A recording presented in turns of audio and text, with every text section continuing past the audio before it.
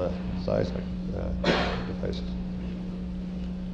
Yeah, how about its persistence? Did it just... No, it was just a flash, and the way I happened to notice it, I was looking at a horizon that was showing up from solar corona or zodiacal light, whatever you want to call it in that region. It was very shortly after we lost the signal from Earth,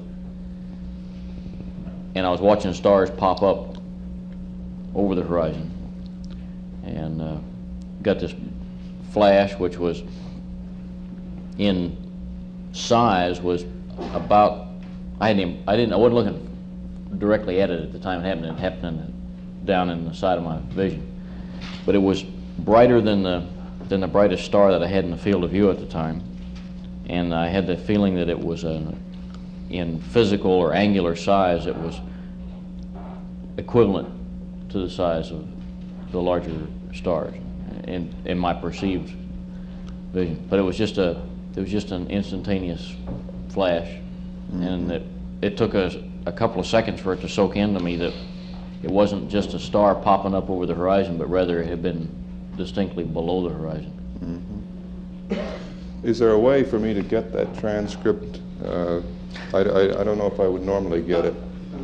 I'm glad you asked. Oh, that's it? And I forgot to mention this in the opening remarks, but we have about 50 copies of this technical air-to-ground voice transcription right back there, and for the PIs and the co-Is, and there's a copy for you, Gary Beck.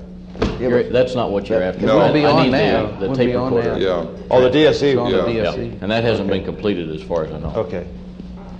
Now, one other thing that I'd like to mention is, from orbit it appeared to me that there was a distinctly different unit up around North Ray and the area that I'd say a third to a half of the traverse to North Ray went across. And that may or may not fit in with your seismic deltas. That at some point between North Ray and the LEM, they would cross a contact of some kind. Yes. Well, except to add my thanks for a very fine deployment, that's all I have. Thank you. Any questions from the floor? I don't understand this flash was not in the vicinity of S4B impact. Well, I don't know whether the S4B hit, but this is on the backside of the limb, so I would assume that the S4B didn't hit there. And it's well after that, like a couple of days, lunar days. Where did the S4B impact? Oh, it hit about 150 kilometers north of Station 12.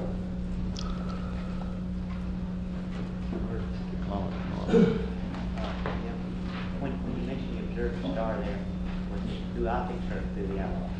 No, the time I was doing this, I was looking out the window, and I had darkened the cockpit in preparation for one of the low light level photographic exercises. And that's how I happened to be noticing that there was this distinct horizon, which surprised me. And I just happened to be kind of puzzling over that at the time. Okay. Any other questions? SAR be seen from surface. No. Not with your visors down. The visors up. I never looked with the visors. Supposed to do that.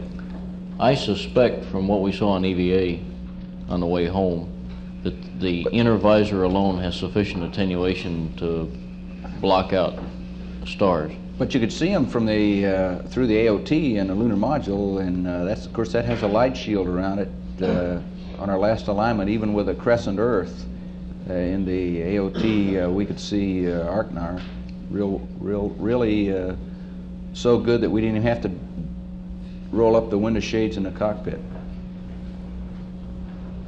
So with a proper, if you look through a tube, I'm sure you could see every star up there. The only thing we saw on the lunar surface was the Earth, and it was directly overhead. That was the only thing I saw in the sky. John, when you're looking through the sight on the camera, did you see anything besides You see your helmet reflected.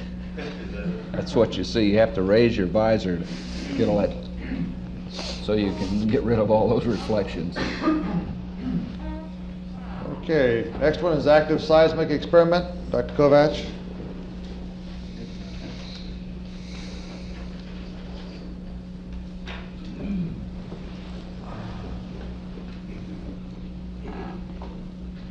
Well, we had several objectives on this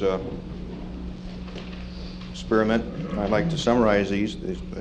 Basic questions like how thick is the seismic regolith would be one question. What were the in situ physical properties of the lunar near surface material?